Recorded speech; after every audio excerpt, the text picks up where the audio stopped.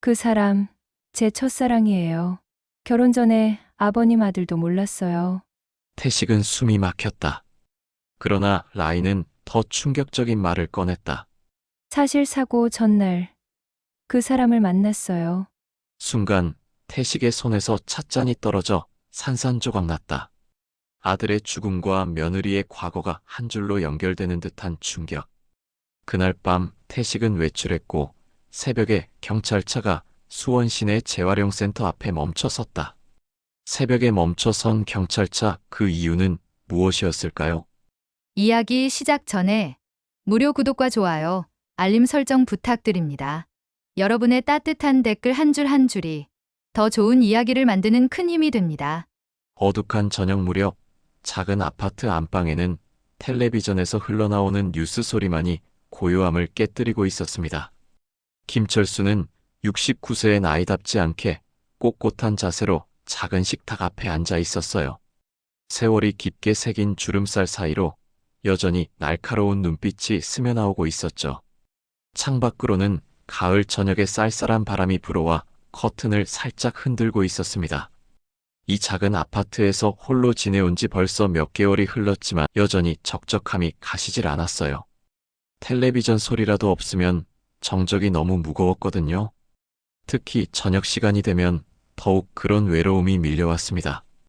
거실 한쪽 벽에는 아들 도진의 영정사진이 걸려 있었어요. 환하게 웃고 있는 아들의 모습을 바라볼 때마다 철수의 마음은 복잡해졌습니다. 자랑스러운 아들이었지만 동시에 어딘가 석연치 않은 구석이 있었던 것도 사실이었거든요. 하지만 이제는 모든 것이 과거가 되어버렸죠. 아버님, 된장찌개 끓였어요. 며느리 윤미영이 김이 모락모락 피어오르는 뚝배기를 조심스럽게 식탁 위에 놓았습니다. 35세인 미영의 얼굴에는 언제나처럼 검은 옷이 어울리고 있었어요. 남편을 잃은 지 벌써 1년이 넘었지만 여전히 상복을 벗지 못한 채 살아가고 있었습니다. 그 모습이 철수에게는 때로 안쓰럽기도 하고 때로는 답답하기도 했죠. 미영은 조심스럽게 밥그릇과 반찬을 차려놓았습니다. 김치, 무나물, 시금치나물까지 정성스럽게 준비한 상차림이었어요. 매일 이렇게 정성을 다해 식사를 준비하는 미영을 보면 고마운 마음과 함께 묘한 미안함도 들었습니다. 고맙소. 수고했어요. 철수는 짧게 답하며 숟가락을 집어들었어요. 구수한 된장찌개 국물이 입안을 채우자 문득 돌아가신 아내가 끓여주던 그 맛이 떠올랐습니다. 미영이 아무리 정성을 들여도 그 맛만은 따라할 수 없었죠. 아마도 그건 맛의 문제가 아니라 마음의 문제일 거예요. 50년 가까이 함께 살아온 아내의 손맛은 그 누구도 대신할 수 없는 것이었으니까요. 오늘 찌개가 특히 맛있네요. 철수가 말하자 미영의 얼굴에 희미한 미소가 떠올랐습니다. 시아버지가 음식을 칭찬해주는 일이 많지 않았기 때문에 더욱 반가웠어요. 하지만 그 미소도 잠깐뿐이었습니다. 금세 다시 침울한 표정으로 돌아갔거든요. 미영은 시아버지가 식사하는 모습을 바라보며 마음 한구석에서 올라오는 무거운 감정을 애써 눌러 담았습니다. 이 집에서의 생활이 편하지만은 않았어요. 남편 도진이가 세상을 떠난 후 홀로 남겨진 시아버지를 모시며 살아가는 것이 때로는 버거웠습니다. 하지만 갈 곳 없는 자신에게 따뜻한 보금자리를 내어준 시아버지에 대한 고마움도 컸어요. 요즘 날씨가 많이 쌀쌀해졌네요. 감기 조심하셔야 해요. 미영이 어색한 침묵을 깨뜨리려 했지만 철수는 별다른 반응을 보이지 않았습니다. 그저 묵묵히 밥을 먹을 뿐이었죠. 텔레비전에서는 한 정치인의 부정부패 사건을 다루는 뉴스가 흘러나오고 있었어요. 화면 속에는 수사기관에 연행되는 정치인의 모습이 담겨 있었습니다. 또 그런 놈들이군. 철수가 중얼거리듯 말했습니다. 화면 속 정치인을 바라보는 그의 눈빛에는 깊은 실망과 분노가 서려 있었어요. 평생을 성실하게 살아온 사람만이 가질 수 있는 그런 분노였습니다. 젊은 시절부터 한치의 부정도 저지르지 않고 살아온 자신과는 너무나 다른 모습이었거든요. 이런 놈들이 나라를 망치고 있어. 겉으로는 그럴듯하게 포장해놓고 속은 썩어 문드러진 것들이 태반이야. 철수의 목소리에는 깊은 한탄이 묻어났습니다. 나이가 들수록 세상에 대한 실망감이 커져만 갔어요. 특히 요즘처럼 매일 터져나오는 각종 비리와 부정부패 소식을 접할 때면 더욱 그런 생각이 들었습니다.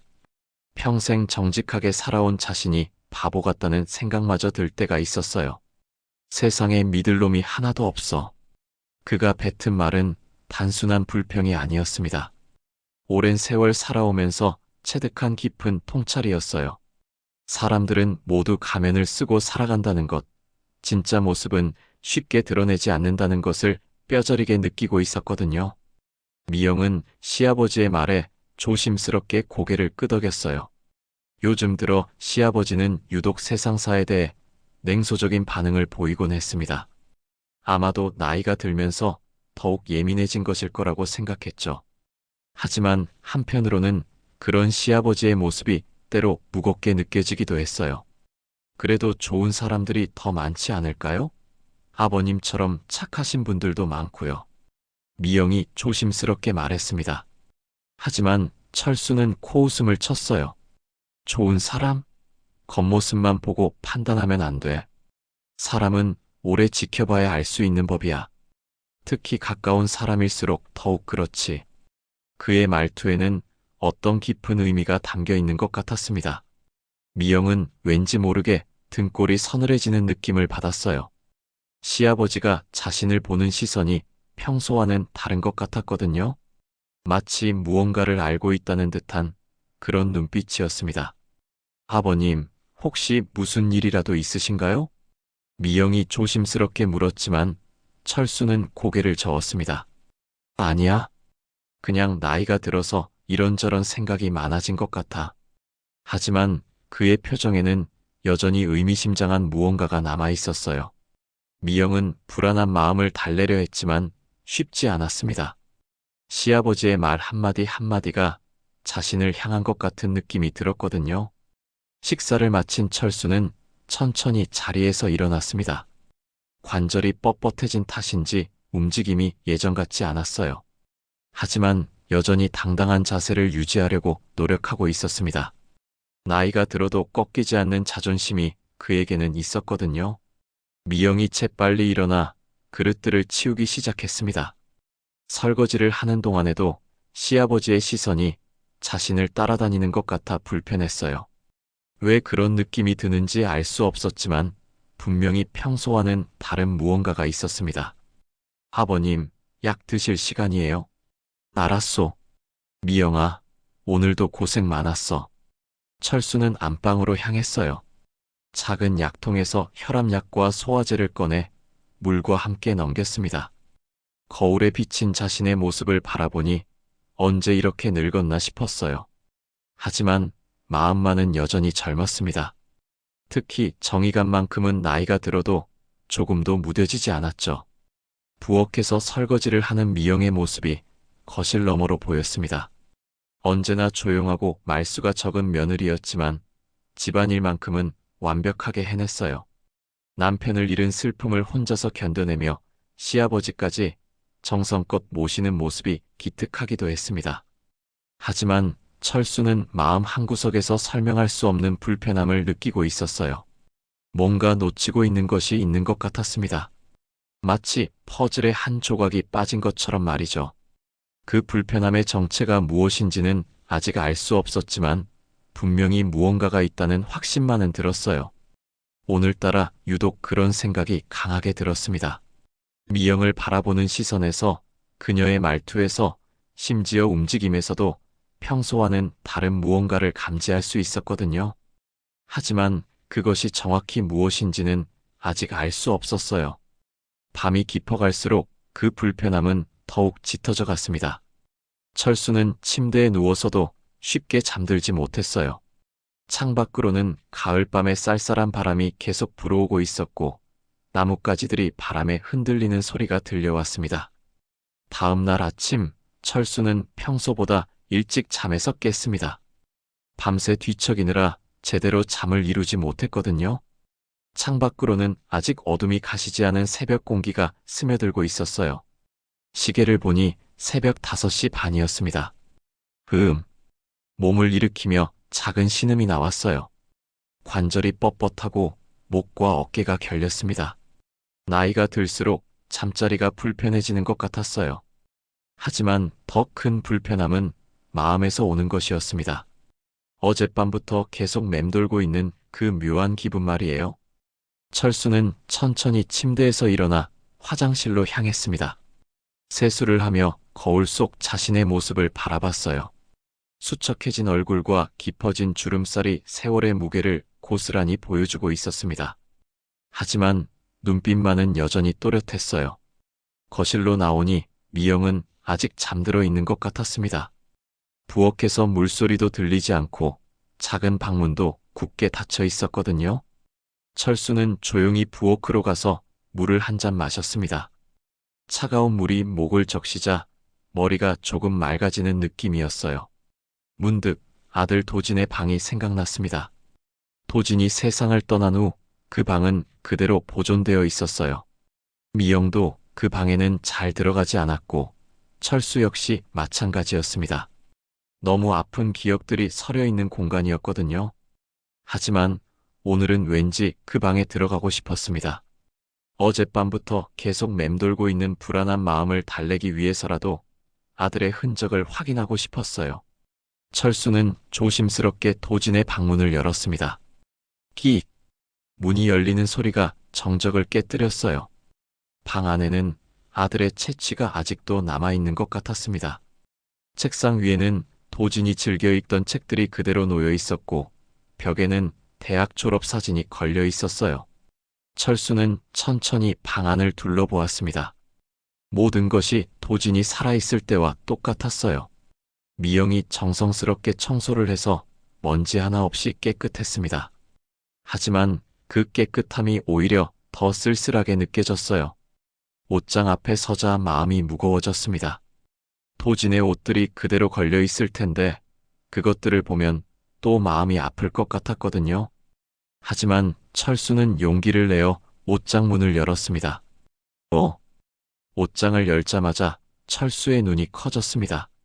평소 도진이 입던 소박한 옷들 사이에 고급스러운 양복 한 벌이 걸려 있었거든요. 검은색 정장에 고급 원단으로 만들어진 것이 한눈에 봐도 비싼 것임을 알 수 있었어요. 이게 뭐지?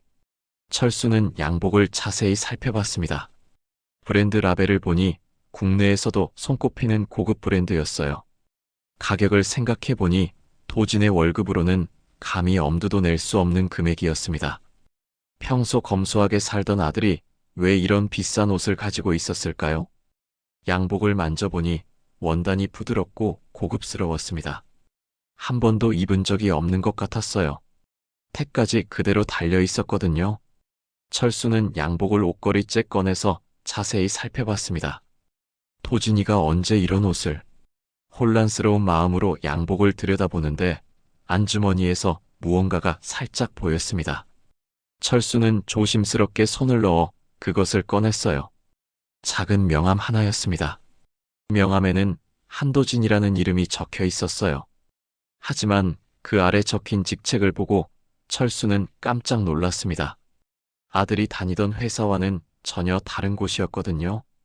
게다가 직책도 평사원이 아닌 상당히 높은 직급이었어요. 이게 무슨... 철수의 손이 떨리기 시작했습니다. 아들이 자신에게 거짓말을 했다는 뜻인가요? 평소 성실하고 솔직하다고 생각했던 도진이 이런 비밀을 가지고 있었다니 믿을 수가 없었어요. 뒤에서 발자국 소리가 들렸습니다.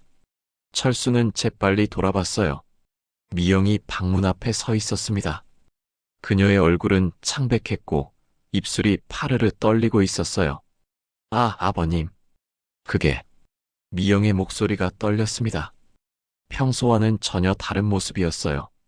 당황한 기색이 역력했고 눈빛이 불안하게 흔들리고 있었습니다.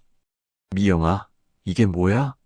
철수가 명함을 들어보이며 물었습니다. 미영은 입술을 깨물었어요.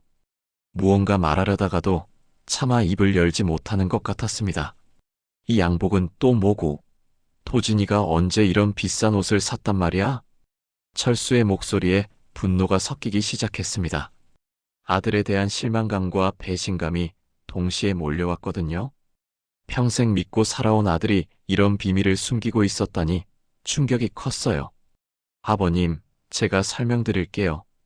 미영이 조심스럽게 입을 열었지만 철수는 손을 들어 말을 막았습니다. 내가 뭘 안다고? 도진이 어미도 아닌데. 철수의 목소리가 높아졌어요. 평소 온화한 그의 모습과는 전혀 달랐습니다. 미영은 그런 시아버지의 모습에 더욱 위축되었어요. 죄송합니다. 저도 잘 모르겠어요. 미영의 말에는 진실이 담겨 있는 것 같았습니다. 하지만 철수는 쉽게 믿을 수 없었어요. 아들의 아내라면 이런 중요한 일을 모를 리 없다고 생각했거든요. 철수는 다시 옷장을 뒤져봤습니다. 혹시 다른 단서가 있을지도 모른다는 생각이었어요. 양복 주머니를 하나하나 확인해봤지만 명함 외에는 아무것도 나오지 않았습니다. 도진이가 평소에 무슨 말 안 했나? 직장에 대해서, 돈에 대해서? 철수가 다그치듯 물었습니다. 미영은 고개를 저었어요. 정말 아무 말씀 안 하셨어요. 저도 이상하다고 생각은 했지만, 이상하다고 생각했으면서 왜 아무 말도 안 했어? 철수의 추궁에 미영은 말을 잇지 못했습니다. 사실 그녀도 남편의 비밀스러운 모습들을 느끼고 있었지만 직접 묻기는 어려웠거든요. 특히 도진이 가끔 큰 돈을 가져올 때가 있었는데 그 출처에 대해서는 자세히 알려주지 않았어요. 철수는 명함을 다시 자세히 들여다봤습니다. 회사 이름을 보니 뉴스에서 본 적이 있는 것 같았어요. 그런데 좋은 의미에서가 아니라 안 좋은 소식과 함께 들었던 것 같았습니다. 이 회사, 어디서 들어본 것 같은데. 철수가 중얼거렸습니다. 기억을 더듬어 보니 몇 달 전 뉴스에서 이 회사와 관련된 사건이 보도된 적이 있었어요. 하지만 정확히 무슨 내용이었는지는 기억나지 않았습니다. 미영은 시아버지의 표정 변화를 주의 깊게 지켜봤습니다. 점점 어두워지는 그의 얼굴을 보니 더욱 불안해졌어요. 이미 벌어진 일이지만 시아버지가 진실을 알게 되면 어떤 반응을 보일지 두려웠습니다. 미영아, 너 정말 아무것도 모르나? 철수가 다시 한번 물었습니다. 이번에는 목소리에 위협적인 느낌이 섞여 있었어요. 미영은 몸을 떨며 고개를 끄덕였습니다. 정말 모르겠어요, 아버님. 도진 오빠가 그런 얘기는 한 번도. 하지만 철수의 의심은 쉽게 가시지 않았습니다. 며느리의 말이 진실인지 아니면 자신을 속이고 있는 것인지 확신할 수 없었거든요. 아들도 속였는데 며느리라고 다를 게 있을까요? 방 안에는 무거운 침묵이 흘렀습니다. 철수는 양복을 다시 옷장에 걸면서도 계속 생각에 잠겼어요. 아들에 대해 자신이 알고 있던 모든 것들이 사실이 아닐 수도 있다는 두려움이 밀려왔습니다. 아침 식사 시간이 되었지만 집안의 분위기는 여전히 무겁기만 했습니다. 철수는 거실 소파에 앉아 아들의 명함을 계속 들여다보고 있었어요. 미영은 부엌에서 아침을 준비하고 있었지만 평소와 달리 그릇 부딪히는 소리가 자주 들렸습니다. 손이 떨리고 있는 것 같았어요. 아버님, 아침 드세요. 미영이 조심스럽게 말했습니다. 하지만 철수는 바로 대답하지 않았어요. 명함을 탁자 위에 내려놓고 천천히 식탁으로 향했습니다. 평소라면 고맙다는 인사라도 했을 텐데 오늘은 말 한마디 없이 자리에 앉았어요. 미영이 준비한 아침상은 늘 그랬듯 정성스러웠습니다. 따뜻한 미역국과 갓 구운 계란말이 그리고 김치와 나물 반찬들이 정갈하게 차려져 있었어요. 하지만 철수는 숟가락을 들면서도 식욕이 없었습니다. 미영아. 철수가 갑자기 입을 열었습니다. 미영은 깜짝 놀라며 시아버지를 바라봤어요. 네, 아버님. 도진이가 평소에 어떤 친구들과 어울렸지? 예상치 못한 질문이었습니다. 미영은 잠시 당황했지만 최대한 자연스럽게 대답하려고 노력했어요. 그냥 대학 동기들이나 직장 동료들이요. 특별한 사람은 없었던 것 같은데요. 직장 동료? 철수의 눈빛이 날카로워졌습니다. 그럼 내가 아는 도진이 직장 동료들 이름 좀 말해봐. 미영의 얼굴이 창백해졌어요. 사실 도진은 직장 동료들에 대해 거의 말하지 않았거든요. 가끔 회식이 있다고 늦게 들어올 때도 있었지만 구체적인 사람, 이름을 언급한 적은 거의 없었습니다. 그게 잘 기억이 안 나네요. 도진 오빠가 직장 얘기를 많이 안 했거든요. 직장 얘기를 안 했다고? 철수가 앞으로 몸을 기울였습니다. 그의 표정이 점점 험악해지고 있었어요. 남편이 직장에서 무슨 일을 하는지도 모르고 살았단 말이야? 아니에요. 그냥 일반적인 회사원이라고 했어요. 자세한 건 미영의 목소리가 점점 작아졌습니다. 자신도 남편에 대해 모르는 것이 너무 많다는 걸 새삼 깨닫고 있었거든요. 결혼한 지 5년이 넘었는데도 남편의 진짜 모습을 제대로 알지 못했던 것 같았어요. 도진이가 돈은 어떻게 가져왔나? 철수의 질문이 더욱 날카로워졌습니다. 월급을 통장으로 받았어요. 매달 정해진 날에 그 돈이 얼마였는데? 미영은 입술을 깨물었어요. 도진이 말한 월급액과 실제로 집에 가져다 준 돈 사이에는 차이가 있었거든요. 때로는 보너스라고 하며 큰 돈을 가져올 때도 있었고, 때로는 월급이 늦다며 적게 가져올 때도 있었어요. 300만 원 정도요. 300만 원으로 어떻게 그런 비싼 옷을 샀을까? 철수의 추궁에 미영은 말문이 막혔습니다. 정말로 그 양복이 얼마나 비싼 것인지는 몰랐지만 시아버지의 반응을 보니 보통 가격이 아닌 것 같았어요. 혹시 적금이나 저축한 돈으로? 적금? 철수가 코웃음을 쳤습니다. 300만 원 받아서 집에 생활비 주고 적금까지 넣을 여유가 있었다고 생각하나? 미영은 아무 말도 할 수 없었어요. 시아버지 말이 맞았거든요. 도진의 월급으로는 생활비를 대기해도 빠듯했는데 그런 고급 옷을 살 여력은 없었을 거예요. 미영아, 너 정말 남편에 대해 아무것도 모르고 살았구나. 철수의 말에는 실망과 분노가 섞여 있었습니다. 며느리에 대한 실망이 아니라 아들에 대한 실망이었어요. 자신의 아들이 아내에게까지 거짓말을 하며 살았다는 사실이 충격적이었거든요. 아버님, 혹시 도진 오빠가 뭔가 잘못된 일에 연루된 건 아닐까요? 미영이 떨리는 목소리로 물었습니다. 사실 그녀도 남편의 죽음이 단순한 사고가 아닐 수도 있다는 의심을 하고 있었거든요. 하지만 차마 입 밖으로 내뱉기는 어려웠어요. 그럴 리가. 철수가 말을 시작했다가 멈췄습니다. 정말 그럴 리 없다고 확신할 수 있을까요? 명함과 양복을 보고 나니 아들에 대해 확신할 수 있는 것이 아무것도 없었어요. 도진이는 내가 키운 아들이야. 그런 나쁜 일은 절대 안 해. 하지만 철수의 목소리에는 확신이 부족했습니다. 미영도 그것을 느낄 수 있었어요. 시아버지조차 아들에 대해 의심하고 있다는 것을 말이죠. 그럼 그 명함은 뭐예요? 왜 거짓말을 한 거죠? 미영의 질문에 철수는 대답할 수 없었습니다. 정말로 왜 아들이 거짓말을 했는지 알 수 없었거든요. 부끄러운 일이었다면 차라리 말하지 않는 편이 나았을 텐데 굳이 다른 회사 이름을 대며 거짓말을 할 이유가 뭐였을까요? 아버님, 혹시 그 회사에 대해 알아보시는 게 어떨까요? 미영이 조심스럽게 제안했습니다. 알아본다고? 네. 인터넷으로 검색해 보시거나 아니면 누군가에게 물어보시거나요. 철수는 잠시 생각에 잠겼습니다. 사실 그 회사 이름이 어디서 들어본 것 같기는 했지만 정확히 기억나지 않았어요. 하지만 분명히 좋지 않은 맥락에서 들었던 것 같았습니다. 내가 해봐. 제가요? 응. 인터넷으로 그 회사 검색해봐.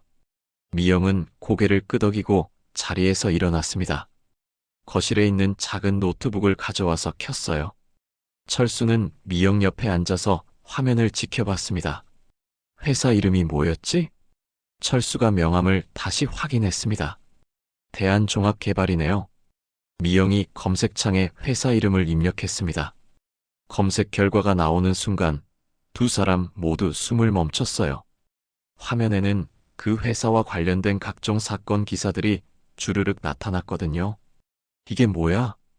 철수의 얼굴이 창백해졌습니다. 부정부패, 횡령, 배임 등의 단어들이 기사 제목에 계속 보였어요. 그것도 몇 개월 전부터 최근까지 계속해서 문제가 되고 있는 회사였습니다. 아버님, 미영의 목소리도 떨리고 있었어요. 남편이 이런 회사와 관련되어 있었다는 사실이 믿어지지 않았거든요. 철수는 기사 하나를 클릭해서 자세히 읽어봤습니다. 대한종합개발이라는 회사가 각종 건설 프로젝트에서 비리를 저질렀고 정치인들과 유착관계에 있었다는 내용이었어요. 심지어 몇 명의 임직원들이 구속되기도 했다고 나와 있었습니다. 도진이가 정말 여기서 일했을까? 철수가 중얼거렸습니다. 믿고 싶지 않았지만 명함이 증거였어요. 그리고 그 비싼 양복도 설명이 되었습니다. 이런 회사에서 일했다면 그 정도 돈은 벌 수 있었을 거예요. 미영은 남편의 얼굴을 떠올렸습니다. 항상 선량하고 착해 보였던 도진이 정말 이런 일에 연루되어 있었을까요? 그렇다면 그의 죽음도 단순한 사고가 아닐 수 있었어요. 두 사람은 컴퓨터 화면을 바라보며 말없이 앉아 있었습니다. 각자의 머릿속에서는 무수한 생각들이 교차하고 있었어요. 도진에 대한 의심, 그의 죽음에 대한 궁금증, 그리고 앞으로 어떻게 해야 할지에 대한 걱정까지. 컴퓨터 화면을 끈 후에도 두 사람은 한동안 말이 없었습니다. 철수는 명함을 손에 쥔 채 깊은 생각에 잠겨 있었고, 미영은 남편에 대한 충격적인 사실들을 받아들이려고 애쓰고 있었어요. 거실에는 무거운 침묵만이 흐르고 있었습니다. 아버님, 혹시 도진 오빠 방에 다른 것들도 있을까요? 미영이 조심스럽게 입을 열었습니다. 이미 이렇게 큰 비밀이 드러났는데 다른 숨겨진 것들도 있을지 모른다는 생각이 들었거든요. 철수는 고개를 끄덕였습니다. 사실 그도 같은 생각을 하고 있었어요. 아들의 방을 더 자세히 살펴봐야 할 것 같았습니다. 그래, 가서 확인해보자. 두 사람은 다시 도진의 방으로 향했습니다. 이번에는 더욱 꼼꼼히 살펴볼 작정이었어요. 철수는 책상 서랍을 하나씩 열어봤고, 미영은 침대 밑과 장롱 구석구석을 확인했습니다. 아버님, 여기 뭔가 있어요. 미영이 침대 밑에서 작은 상자를 꺼냈습니다. 신발 상자 정도 크기의 검은 상자였는데 자물쇠로 잠겨 있었어요. 상자를 들어보니 안에서 무언가 움직이는 소리가 났습니다. 자물쇠가 잠겨 있네. 철수가 상자를 받아들고 살펴봤습니다. 작은 다이얼 자물쇠였는데 번호를 알아야 열 수 있었어요. 도진이 생일은 아니겠지? 미영이 말했지만 철수는 고개를 저었습니다. 너무 뻔하잖아. 다른 번호일 거야. 철수는 여러 번호를 시도해봤습니다. 도진의 주민등록번호 뒷자리, 결혼 날짜, 집 전화번호 등을 입력해봤지만 모두 틀렸어요. 그런데 문득 한 가지가 떠올랐습니다. 혹시 철수가 아내의 기일을 입력해봤습니다. 1207.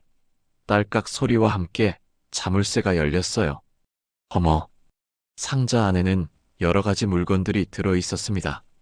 가장 눈에 띄는 것은 두툼한 봉투 하나였어요.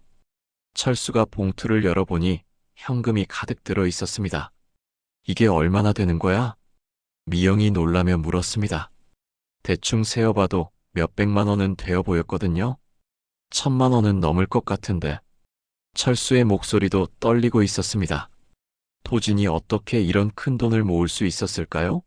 그의 월급으로는 절대 불가능한 금액이었어요. 봉투 밑에는 몇 장의 사진이 있었습니다. 철수가 사진을 꺼내서 보는 순간 얼굴이 굳어졌어요. 사진 속에는 도진과 함께 있는 미영의 모습이 담겨 있었거든요. 하지만 그것은 평범한 가족 사진이 아니었습니다. 사진 속 미영은 지금보다 훨씬 화려한 옷차림을 하고 있었어요. 비싼 드레스에 액세서리까지 착용한 모습이었습니다. 그리고 배경도 고급 레스토랑이나 호텔 같은 곳이었어요. 이게 언제 찍은 사진이야? 철수가 미영을 향해 사진을 내밀었습니다. 미영의 얼굴이 순간 창백해졌어요. 저도 잘 모르겠어요. 하지만 그녀의 반응은 거짓말 같았습니다.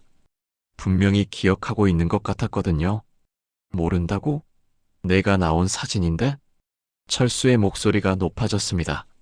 사진을 자세히 보니 미영 옆에는 도진이 아닌 다른 남자도 있었어요. 40대 정도로 보이는 정장 차림의 남자였습니다. 이 남자는 누구야? 정말 모르겠어요, 아버님. 미영이 고개를 저었지만 그녀의 손이 떨리고 있었습니다. 철수는 그런 며느리의 모습을 놓치지 않았어요. 미영아, 지금 거짓말하고 있는 거 다 보여. 철수가 다그쳤습니다. 미영은 입술을 깨물며 고개를 떨구었어요. 사진을 더 자세히 살펴보니 미영과 그 남자가 상당히 친밀해 보였습니다. 서로의 어깨에 손을 올리고 있었고 미소도 자연스러웠어요. 마치 연인 사이처럼 보였습니다. 이게 뭐야, 이게? 철수가 사진을 흔들며 소리쳤습니다. 그의 얼굴이 붉어졌어요. 아들이 비리 회사에 연루되어 있었던 것도 충격인데 며느리까지 이상한 일에 연루되어 있었다는 것을 알게 되니 분노가 치밀어 올랐습니다. 아버님, 제발 들어보세요. 뭘 들어? 사진이 다 증거인데 뭘 더 들어? 철수는 상자 안에 다른 물건들도 뒤져봤습니다. 작은 수첩 하나가 나왔는데 그 안에는 날짜와 함께 숫자들이 적혀 있었어요. 마치 거래 내역 같은 것들이었습니다. 이것도 뭐야? 수첩을 펼쳐보니 매달 일정한 금액이 기록되어 있었습니다. 그리고 옆에는 간단한 메모들이 적혀 있었어요. H 대표, K 부장, 미영 같은 이름들이 보였습니다. 여기 내 이름도 있네? 철수가 수첩의 한 페이지를 가리켰습니다. 미영 200만 원이라고 적혀 있었어요. 이게 뭐야? 너한테 왜 200만 원을? 미영은 아무 말도 할 수 없었습니다. 사실 그녀도 그 돈이 무엇인지 정확히는 몰랐거든요. 하지만 남편이 가끔 용돈이라며 큰 돈을 주었던 것이 생각났습니다. 도진 오빠가 가끔 용돈을 주셨어요. 그런데 그게 이런 의미인 줄은. 용돈? 300만 원 받는 놈이 200만 원씩 용돈을 줘? 철수의 질문에 미영은 대답할 수 없었어요. 정말로 그때는 남편이 어디서 그런 돈을 구하는지 깊이 생각해보지 않았거든요. 그냥 남편이 열심히 일해서 번 돈이라고 생각했어요. 상자 맨 밑에는 휴대폰 하나가 더 있었습니다. 도진이 평소 쓰던 것과는 다른 기종이었어요. 이것도 도진이 거야? 철수가 휴대폰을 들어 올렸습니다. 전원을 켜려고 했지만 배터리가 다 떨어진 상태였어요. 충전기 가져와. 미영이 충전기를 가져다 주자 철수는 휴대폰을 충전시켰습니다. 몇 분 후 휴대폰이 켜졌는데 잠금 화면에 비밀번호를 요구했어요. 또 비밀번호네. 철수는 여러 번호를 시도해봤습니다. 다행히 상자 자물쇠와 같은 번호였어요. 휴대폰이 열리자 그 안에는 놀라운 것들이 들어있었습니다. 문자 메시지들을 확인해보니 도진과 여러 사람들 사이에 대화가 있었어요. 그런데 그 내용들이 보통 대화가 아니었습니다. 돈거래에 관한 것들이었거든요. 이 문자들 봐. 철수가 미영에게 휴대폰을 보여줬습니다. 이번 주 납품 완료, 수수료 500만 원 입금 확인, 다음 건은 언제? 같은 내용들이 있었어요. 도진이가 정말 그런 일을 했단 말이야? 철수의 목소리에는 실망과 분노가 섞여 있었습니다. 평생 정직하게 살라고 가르쳤던 아들이 이런 일에 손을 댔다는 것이 믿어지지 않았어요. 미영도 충격을 받은 것 같았습니다. 남편이 이런 비밀스러운 일을 하고 있었다는 것을 정말 몰랐다고 하더라도 이제는 부인할 수 없는 증거들이 너무 많았거든요. 아버님, 그럼 도진 오빠는? 그래, 우리 도진이는 나쁜 놈이었어. 철수가 쓴웃음을 지었습니다. 아들에 대한 모든 믿음이 무너지는 순간이었어요.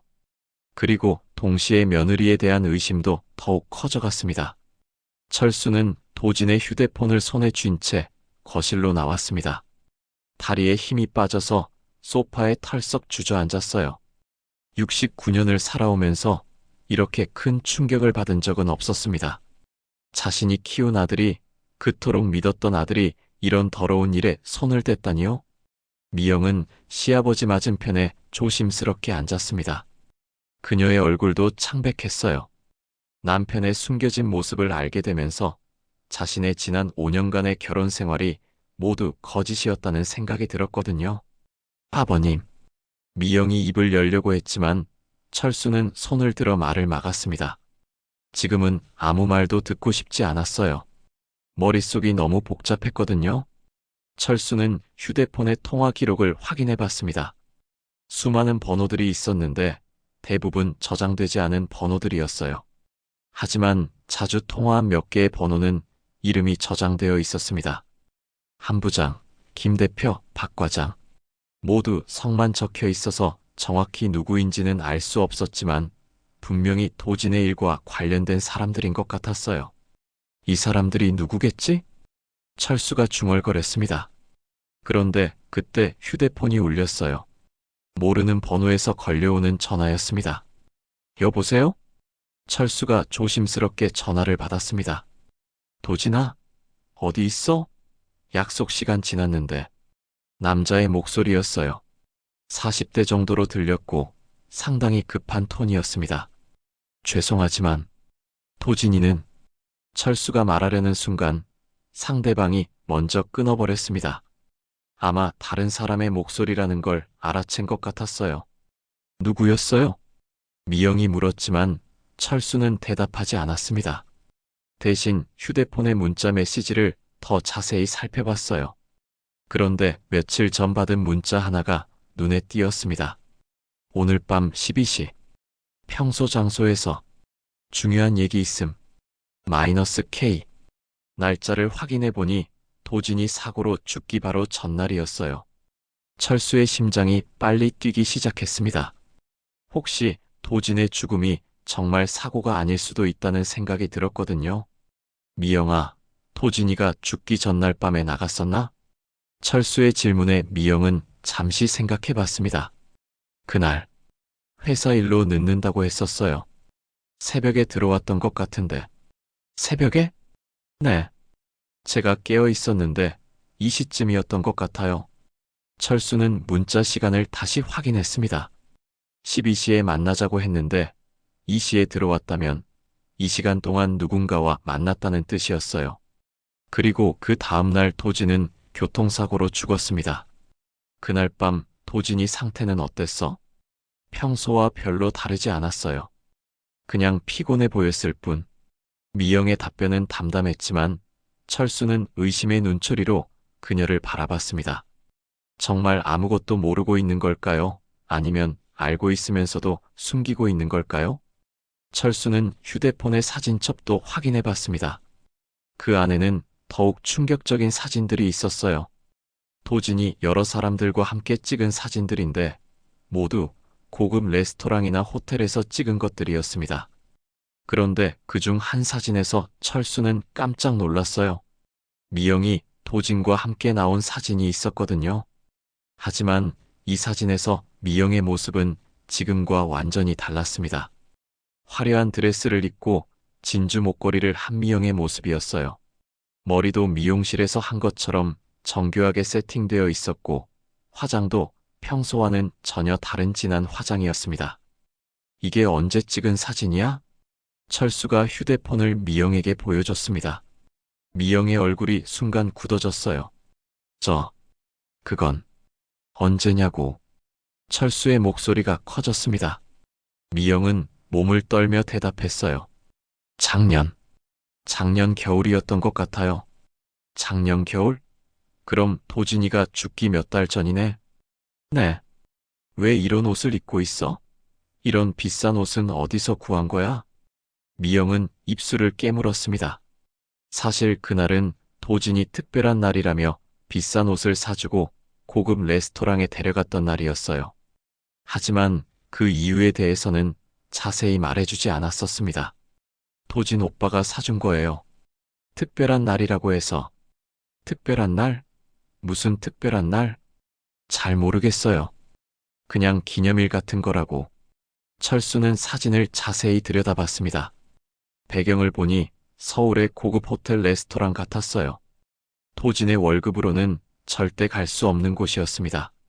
미영아, 너 정말 남편이 어떤 일을 하는지 몰랐나? 철수의 질문에 미영은 고개를 숙였습니다. 사실 완전히 몰랐다고 할 수는 없었어요. 남편이 가끔 큰 돈을 가져올 때마다 궁금하기는 했거든요. 하지만 직접 묻기는 어려웠습니다. 조금은 이상하다고 생각했어요. 하지만 직접 묻기는 조금 이상하다고? 철수가 앞으로 몸을 기울였습니다. 어떤 점이 이상했는데? 가끔 밤늦게 전화가 와서 나가는 일이 있었어요. 그리고 돈도 월급보다 많이 가져올 때가 있었고요. 그런 걸 알면서도 왜 아무 말 안 했어? 무서웠어요. 미영의 목소리가 떨렸습니다. 혹시 나쁜 일에 연루된 건 아닐까 생각은 했지만 확실하지 않았고, 그리고 도진 오빠가 무서울 때가 있었거든요. 무섭다고? 철수가 놀란 표정을 지었습니다. 자신이 아는 도진은 온순하고 착한 아들이었거든요. 어떻게 무서웠는데? 가끔 술을 마시고 들어오면 화를 내곤 했어요. 평소와는 완전히 다른 사람 같았어요. 미영의 고백에 철수는 말문이 막혔습니다. 자신이 알던 아들의 모습과는 너무 달랐거든요. 폭력을 썼나? 직접적인 폭력은 아니었지만 물건을 던지거나 소리를 지르거나. 철수는 머리를 감쌌습니다. 아들에 대한 모든 것이 거짓이었던 것 같았어요. 평생 믿고 자랑스러워했던 아들이 이런 사람이었다니요? 그때 갑자기 미영이 눈물을 터뜨렸습니다. 아버님, 저도 정말 몰랐어요. 이런 일들을 하고 있는 줄 정말 몰랐어요. 하지만 철수는 쉽게 믿을 수 없었습니다. 결혼해서 함께 살던 아내가 남편의 이런 일들을 정말 몰랐을까요? 그럼 내가 나온 저 사진들은 뭐야? 그 남자는 누구고? 정말 모르겠어요. 도진 오빠가 사업 관계자라고만 했어요. 사업 관계자를 만나는데 왜 너까지 데려갔겠어? 철수의 질문에 미영은 대답할 수 없었습니다. 사실 그때도 이상하다고 생각했지만 남편을 의심하고 싶지 않았었거든요. 철수는 찻잔을 들어 물을 마시려다가 그만 손에서 놓쳐버렸습니다. 찻잔이 바닥에 떨어져 산산조각 났어요. 도자기 조각들이 사방으로 흩어졌습니다. 아, 죄송해요. 미영이 급히 일어나서 조각들을 치우려고 했지만 철수는 그녀를 막았습니다. 됐어. 그냥 둬. 철수의 목소리에는 깊은 절망이 섞여 있었습니다. 찻잔이 깨진 것처럼 자신의 믿음도 산산조각 났거든요. 아들에 대한 믿음, 며느리에 대한 믿음, 모든 것이 무너져 내리고 있었어요. 깨진 찻잔 조각들을 치운 후 철수는 서재로 향했습니다. 마음을 정리하고 싶었거든요. 69년을 살아오면서 이렇게 혼란스러운 적은 없었어요. 아들에 대한 모든 기억들이 뒤죽박죽 엉켜 있었습니다. 서재 한쪽에는 오래된 신문들이 정리되어 있었어요. 철수는 평소 중요한 기사들을 스크랩해서 보관하는 습관이 있었거든요. 특히 사회 부정부패나 범죄 관련 기사들은 꼼꼼히 모아두곤 했습니다. 대한종합개발. 철수가 중얼거리며 신문 더미를 뒤지기 시작했어요. 분명히 이 회사에 대한 기사를 본 적이 있었거든요. 몇 개월 전쯤이었던 것 같았습니다. 한참을 뒤지던 중 드디어 찾았습니다. 작년 9월에 나온 기사였어요. 대한종합개발 임직원 대규모 구속이라는 제목이 크게 적혀 있었습니다. 철수는 기사를 자세히 읽어봤어요. 대한종합개발이 각종 건설 프로젝트에서 수십억 원의 비리를 저질렀다는 내용이었습니다. 정치인들과 공무원들에게 뇌물을 주고 특혜를 받았다고 나와 있었어요. 이런 놈들. 기사를 읽을수록 분노가 치밀어 올랐습니다. 그런데 문득 한 가지가 걸렸어요. 기사 날짜가 작년 9월이었는데 도진이 죽은 건 올해 3월이었거든요. 그럼 도진은 이런 사건이 터진 후에도 계속 그 회사와 연결되어 있었다는 뜻이었어요. 철수는 더 많은 기사를 찾아봤습니다. 대한종합개발과 관련된 후속 기사들이 계속 나왔거든요. 그런데 그 중에서 충격적인 기사 하나를 발견했습니다. 대한종합개발 연루 의혹 공무원 자살.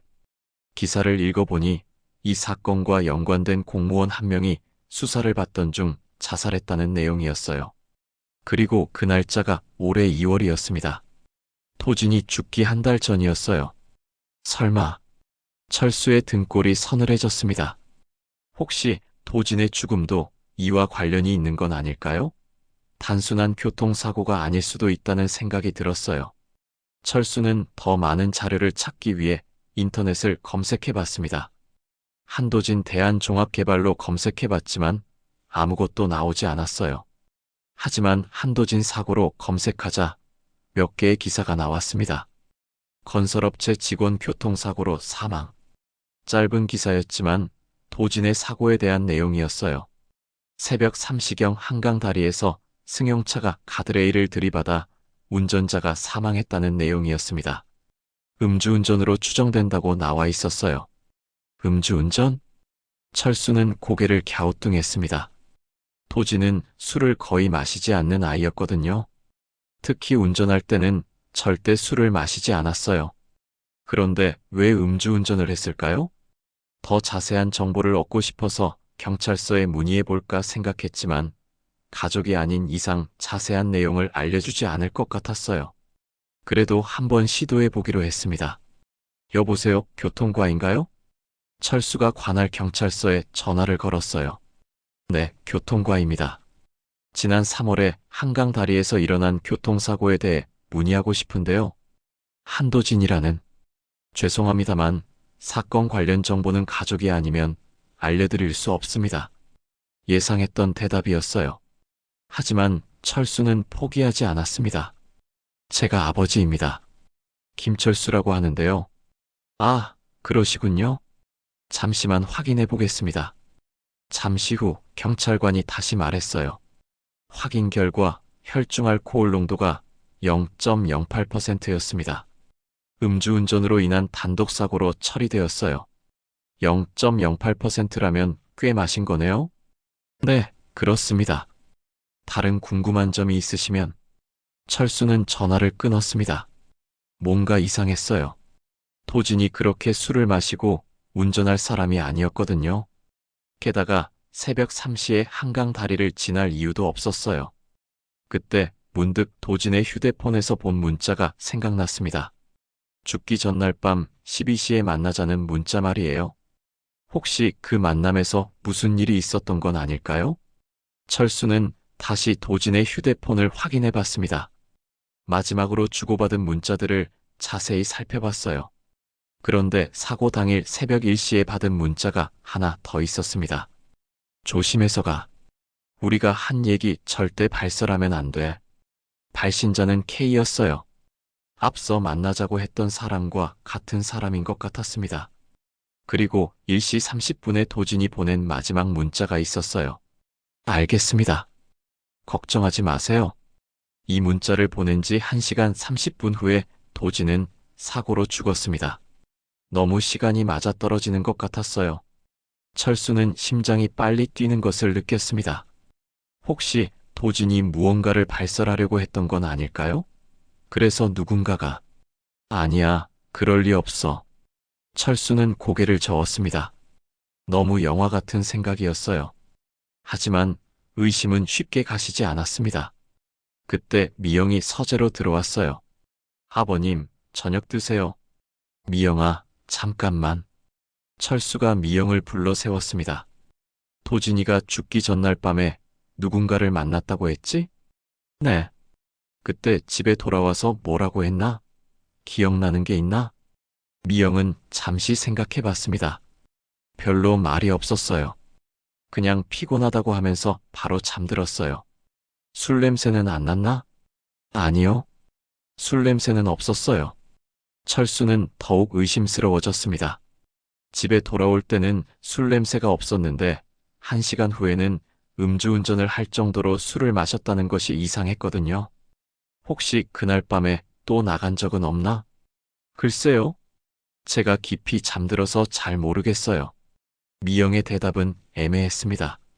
정말 모르는 건지 아니면 뭔가 숨기고 있는 건지 알 수 없었어요. 철수는 신문 기사들을 다시 뒤져봤습니다. 혹시 도진의 사고와 관련된 다른 정보가 있을지도 몰랐거든요. 그런데 한 가지 이상한 점을 발견했어요.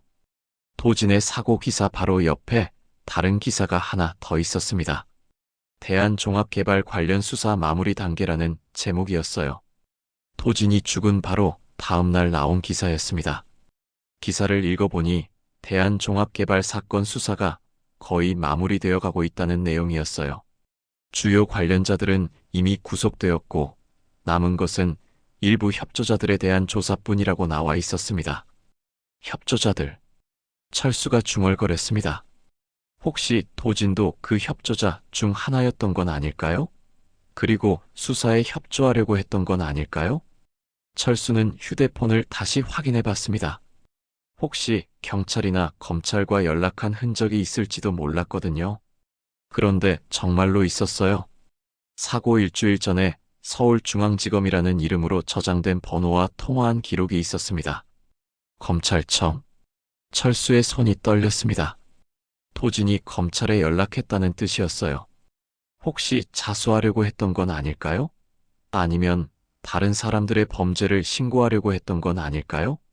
만약 그렇다면 도진의 죽음은 정말 사고가 아닐 수도 있었어요. 누군가가 입을 막으려고 했을 수도 있었습니다. 철수는 미영을 다시 불렀습니다. 미영아, 도진이가 검찰청에 전화한 거 알고 있었나? 미영의 얼굴이 순간 굳어졌어요. 검찰청이요? 그래, 여기 통화 기록이 있어. 철수가 휴대폰을 보여주자 미영은 당황한 기색을 보였습니다. 저는 정말 몰랐어요. 하지만 철수는 미영의 반응이 진실하지 않다는 것을 느꼈어요. 뭔가 숨기고 있는 게 분명했습니다. 철수는 미영의 거짓말 같은 반응을 보며 더 이상 참을 수 없었습니다. 지금까지 참고 견뎌왔지만 이제는 모든 것을 밝혀야 할 때라고 생각했어요. 서재에서 나와 거실로 향하는 철수의 발걸음은 무거웠지만 단호했습니다. 미영아, 거실로 나와. 철수의 목소리에는 평소와 다른 위험이 담겨 있었어요. 미영은 부엌에서 설거지를 하다가 멈추고 조심스럽게 거실로 나왔습니다. 시아버지의 표정이 심상치 않다는 것을 느꼈거든요. 앉아. 철수가 소파를 가리켰습니다. 미영은 떨리는 다리로 소파에 앉았어요. 철수는 그녀 맞은편에 서서 도진의 휴대폰과 신문 기사들을 테이블 위에 놓았습니다. 미영아, 이제 그만 거짓말해. 철수의 첫 마디가 거실의 공기를 얼어붙게 만들었어요. 미영은 시아버지를 바라봤지만 곧 시선을 피했습니다. 아버님, 무슨 말씀이세요? 무슨 말이냐고? 지금까지 내가 한 말 중에 진실이 몇 개나 되나? 철수가 앞으로 몸을 기울이며 날카롭게 물었습니다. 그의 눈빛이 번뜩였어요. 도진이가 검찰청에 전화했다는 걸 정말 몰랐나? 그 비싼 옷들과 돈이 어디서 나온 건지 정말 몰랐나? 그리고 도진이가 죽기 전날 밤에 무슨 일이 있었는지도 정말 모른다는 거야? 연달아 쏟아지는 질문에 미영은 입술을 떨며 대답하지 못했어요. 철수는 더욱 다그쳤습니다. 대답해. 내가 바보로 보이나? 아버님. 미영이 간신히 입을 열었지만 목소리가 떨렸어요. 정말 자세한 건 몰랐어요. 자세한 건 몰랐다고? 그럼 대충은 알고 있었다는 얘기네? 철수가 손가락으로 테이블을 탁탁 치며 말했습니다. 미영은 더 이상 피할 수 없다는 것을 깨달았어요. 도진 오빠가 가끔 일이 복잡하다고 하긴 했어요. 복잡하다고? 네. 그리고 혹시 무슨 일이 생기면 아무것도 모른다고 하라고 했어요. 철수의 얼굴이 붉어졌습니다. 분노가 치밀어 오르고 있었어요. 그럼 내가 지금까지 한 말들이 다 도진이가 시킨 거라는 얘기야? 미영은 고개를 끄덕였어요. 더 이상 숨길 수 없었거든요. 도진 오빠가 만약에 대비해서 그렇게 하라고 했어요. 절대 아무것도 알지 못한다고. 이런 미친. 철수가 욕설을 내뱉으려다가 참았습니다. 대신 주먹을 불끈 쥐었어요. 그럼 도진이가 어떤 일을 하는지 알고 있었다는 거지. 대충은 회사에서 나쁜 일을 한다는 건 알고 있었어요. 나쁜 일이 뭔데? 미영은 한참을 망설이다가 입을 열었어요. 뇌물 같은 걸 전달하는 일이었어요. 정치인이나 공무원들에게. 철수는 머리가 돌 것 같았습니다. 자신의 아들이 정말로 그런 더러운 일에 손을 댔다는 것을 확인하게 되니 참담했어요. 얼마나 알고 있었어? 많이는 아니에요. 토진 오빠가 자세한 건 말해주지 않았거든요. 그냥 위험한 일이라고만 했어요. 위험한 일인 줄 알면서도 왜 말리지 않았어?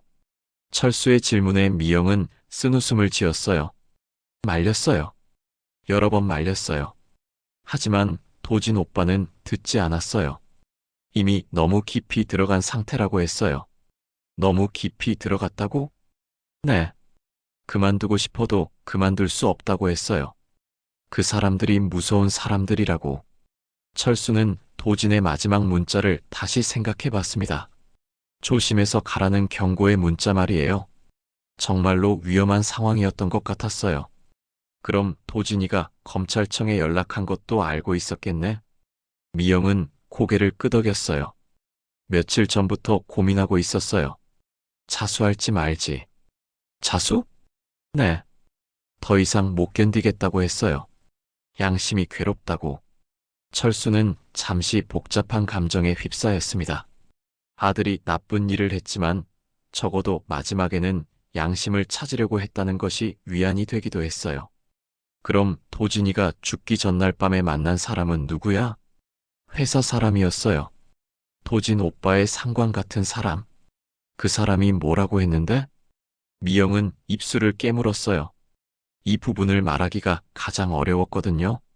자수하면 안 된다고 했어요. 그리고 협박도 했어요. 협박. 철수의 목소리가 날카로워졌습니다. 어떤 협박? 가족들에게 해를 끼치겠다고. 저한테도 위험할 수 있다고. 철수는 온몸에 소름이 돋았어요.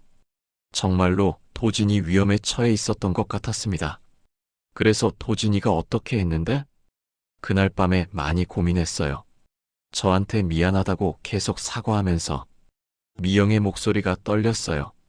그날 밤의 기억이 생생했거든요. 그리고 다음날 아침에 나가면서 뭐라고 하던가. 결정했다고 했어요. 더 이상 미룰 수 없다고. 철수는 이제 상황을 이해할 수 있었어요. 도진이 자수하기로 결심했고 그것을 막으려는 사람들이 있었던 것입니다. 그럼 도진이 죽음이 정말 사고가 아닐 수도 있겠네? 미영은 눈물을 흘리며 고개를 끄덕였어요. 저도 그렇게 생각해요. 하지만 확신할 수는 없어요. 왜 지금까지 이런 중요한 얘기를 숨겼어? 무서웠어요. 그리고 도진 오빠가 아무것도 모른다고 하라고 했으니까. 철수는 분노와 슬픔이 뒤섞인 복잡한 감정을 느꼈어요. 아들이 죽었을 뿐만 아니라 며느리까지 자신을 속여왔다는 사실이 견디기 어려웠습니다. 미영아, 너도 공범이야. 철수가 차갑게 말했습니다. 알고 있으면서도 막지 않았고 진실을 숨겼으니까 너도 똑같아. 아버님, 너 같은 며느리를 둔 내가 바보였어. 철수가 일어서서 미영을 내려다봤습니다. 그의 눈빛은 차가웠어요. 당장 이 집에서 나가. 아버님, 제발. 미영이 울며 애원했지만 철수는 돌아서 버렸습니다. 내일까지 짐 싸서 나가. 더 이상 내 얼굴 보기 싫어. 철수의 목소리는 단호했어요. 미영은 바닥에 주저앉아 울음을 터뜨렸습니다. 하지만 철수는 돌아보지 않았어요. 너무 큰 배신감과 실망감에 마음이 무너져 내리고 있었거든요. 거실에는 미영의 흐느끼는 소리만 울려 퍼졌습니다. 철수는 안방으로 들어가서 문을 닫았어요. 모든 것이 끝났다는 생각이 들었습니다. 아들도 며느리도 자신이 믿었던 모든 것이 거짓이었어요. 다음 날 아침 철수는 평소보다 일찍 일어났습니다. 밤새 잠을 제대로 이루지 못했거든요. 안방 문을 열고 나오니 거실이 고요했어요. 미영은 이미 짐을 싸서 떠난 것 같았습니다. 식탁 위에는 작은 쪽지 하나가 놓여 있었어요. 아버님, 정말 죄송했습니다. 건강하세요. 짧은 글이었지만 미영의 마지막 인사였어요. 철수는 쪽지를 구겨서 쓰레기통에 던졌습니다. 이제 정말로 혼자가 된 것이었어요. 부엌에서 혼자 아침을 준비하면서 철수는 지난 몇 일간의 일들을 되돌아봤습니다. 아들의 숨겨진 진실, 며느리의 거짓말, 그리고 자신의 무너진 믿음까지. 모든 것이 악몽 같았어요. 간단한 아침을 먹고 난 후 철수는 도진의 방으로 향했습니다. 어제 발견했던 고급 양복이 아직 그대로 걸려 있었어요. 검은색 정장은 마치 모든 비밀을 간직한 채 조용히 매달려 있었습니다. 철수는 양복을 내려다보며 복잡한 감정에 휩싸였어요. 이 옷이 아들의 타락을 상징하는 것 같았거든요. 평생 검소하게 살라고 가르쳤던 아들이 이런 비싼 옷을 입고 더러운 일에 손을 댔다는 사실이 가슴 아팠습니다. 이런 걸 왜 샀을까? 철수가 중얼거리며 양복의 라벨을 다시 확인했어요. 가격표는 떼어져 있었지만 브랜드만 봐도 얼마나 비싼지 알 수 있었습니다. 도진의 한 달 월급으로도 사기 어려운 금액이었어요. 문득 도진이 이 양복을 언제 입으려고 했을까 하는 생각이 들었습니다. 특별한 날을 위해서였을까요? 아니면 중요한 만남을 위해서였을까요? 하지만 결국 한 번도 입지 못하고 옷장에만 매달려 있게 되었어요. 철수는 양복을 옷걸이째 꺼냈습니다. 이 옷을 어떻게 처리해야 할지 고민이 되었어요. 그냥 버리기에는 너무 비싸고 그렇다고 보관하자니 보기만 해도 불쾌했습니다. 팔까? 잠시 그런 생각도 들었지만 곧 고개를 저었어요. 아들의 더러운 돈으로 산 옷을 팔아서 돈을 받고 싶지는 않았거든요. 그것도 일종의 부정한 이익이라는 생각이 들었습니다. 철수는 양복을 들고 거실로 나왔어요. 소파에 앉아서 양복을 무릎에 올려놓고 한참을 바라봤습니다. 이 옷에 담긴 아들의 욕망과 타락이 느껴지는 것 같았어요. 도진아. 철수가 아들의 이름을 부르며 한숨을 쉬었습니다. 분노와 실망감은 여전했지만 동시에 깊은 슬픔도 밀려왔어요. 결국 아들을 제대로 지켜주지 못한 자신의 책임도 있다는 생각이 들었거든요. 아들을 더 잘 지켜봤다면, 더 자주 대화했다면 이런 일을 막을 수 있었을까요? 철수는 자책하는 마음에 괴로웠어요. 하지만 이미 돌이킬 수 없는 일이었습니다. 점심시간이 되어서야 철수는 결심을 했어요. 이 양복을 어떻게 처리할지 말입니다. 팔지도 버리지도 않고 다른 방법을 생각해낸 것이었어요. 철수는 인터넷으로 재활용 센터를 검색해 봤습니다. 옷을 기부할 수 있는 곳을 찾고 있었거든요. 비록 아들이 더러운 돈으로 산 옷이지만 누군가에게는 도움이 될 수 있을 거라고 생각했어요. 여기가 괜찮겠네. 시청에서 운영하는 재활용 센터를 찾았어요. 의류 기부도 받고 있다고 나와 있었습니다. 철수는 양복을 비닐봉지에 넣고 집을 나섰어요. 재활용 센터까지 가는 길은 생각보다 멀었습니다. 버스를 2번 갈아타야 했어요. 하지만 철수는 개의치 않았습니다. 이 일을 끝내야 마음이 편해질 것 같았거든요. 재활용 센터에 도착하니 생각보다 많은 사람들이 있었어요. 헌 옷을 가져온 사람들, 가전제품을 버리러 온 사람들로 붐비고 있었습니다. 철수는 의류 기부 코너를 찾아갔어요. 어떤 걸 기부하려고 하시나요? 젊은 직원이 친절하게 물었습니다. 양복 한 벌입니다. 철수가 비닐봉지를 내밀었어요. 직원이 양복을 꺼내서 확인하더니 놀란 표정을 지었습니다. 와, 정말 좋은 브랜드네요. 새 것 같은데요? 네, 한 번도 안 입었습니다. 아까우신데 정말 기부하시는 거예요? 직원의 질문에 철수는 고개를 끄덕였어요. 네, 더 이상 필요 없어서요. 사실은 더 복잡한 이유가 있었지만 굳이 설명하고 싶지 않았어요. 직원은 양복을 정리하면서 감사 인사를 했습니다. 정말 감사합니다. 이렇게 좋은 옷은 어려운 분들께 큰 도움이 될 거예요. 철수는 직원의 말을 들으며 조금은 마음이 편해지는 것을 느꼈어요. 적어도 아들의 잘못으로 생긴 물건이 선한 목적으로 사용될 수 있다는 것이 위안이 되었습니다. 재활용 센터를 나오면서 철수는 한 가지 더 결심했어요. 도진의 방에 있는 다른 물건들도 정리하기로 한 것입니다. 특히 그 검은 상자 안의 돈은 어떻게 처리해야 할지 고민이었어요. 집으로 돌아가는 버스 안에서 철수는 창밖을 바라봤습니다. 평범한 일상을 살아가는 사람들의 모습이 보였어요. 모두들 자신만의 삶을 살아가고 있었습니다. 나도 다시 시작해야지. 철수가 혼잣말을 했어요. 아들과 며느리에 대한 실망감은 여전했지만 자신의 남은 인생을 포기할 수는 없었습니다. 69세라는 나이가 많다면 많지만 아직 할 수 있는 일들이 있었어요. 집에 도착해서 철수는 도진의 방으로 다시 들어갔습니다. 이번에는 옷장뿐만 아니라 모든 것을 정리하기로 했어요. 책들, 사진들, 그리고 그 검은 상자까지. 검은 상자를 열어서 안에 있던 현금을 다시 확인했어요. 정확히 세어보니 3,200만 원이었습니다. 도진이 부정한 방법으로 모은 돈이었어요. 이 돈도 어떻게 해야 할까? 철수는 고민에 빠졌습니다. 그냥 쓰기는 양심에 걸리고 그렇다고 버릴 수는 없었어요. 경찰에 신고하는 것도 하나의 방법이었지만 그러면 도진의 일이 더 큰 문제가 될 수 있었습니다. 결국 철수는 이 돈도 기부하기로 결심했어요. 사회복지관이나 불우한 이웃을 돕는 단체의 익명으로 기부하면 될 것 같았습니다. 그렇게 하면 적어도 좋은 일에 쓰일 수 있을 거예요. 저녁이 되어서야 철수는 모든 정리를 마쳤습니다. 도진의 방은 이제 평범한 빈 방이 되었어요.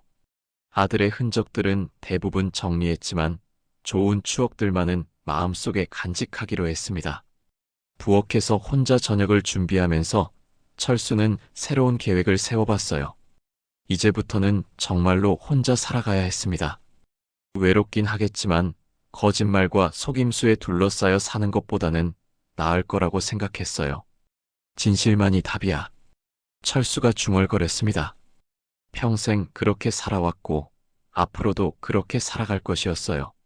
비록 아들은 다른 길을 선택했지만 자신만은 올바른 길을 가야 한다고 다짐했습니다.